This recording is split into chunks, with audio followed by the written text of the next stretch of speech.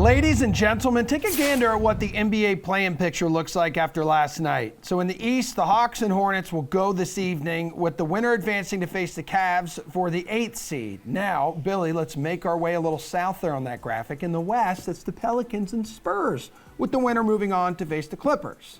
Because we know what went down last night. Clippers lose to the Timberwolves, and you have the Nets knocking off the Cavs. But back to the East just real quick. So that Kyrie Irving revenge tour, it is 100% underway.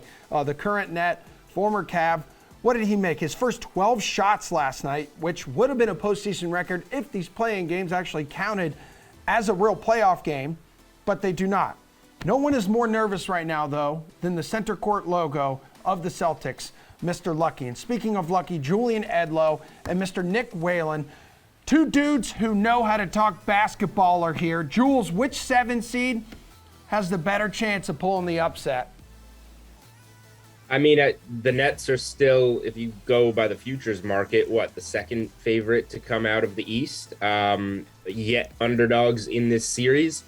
It's always the Nets. Are the Nets a good bet in terms of the number that they're at to win the East? No, but if there's any lower seed that can go on a run, we all know who it is. So it's the boring answer, but it's the correct answer, because we know halfway through the year, or whatever it was, when healthy, the Nets were the 1 seed in the East. So if they have Durant playing at if Durant and Kyrie play like they did last night, not many people, if anybody, can beat them in that game. They're not going to do that every night.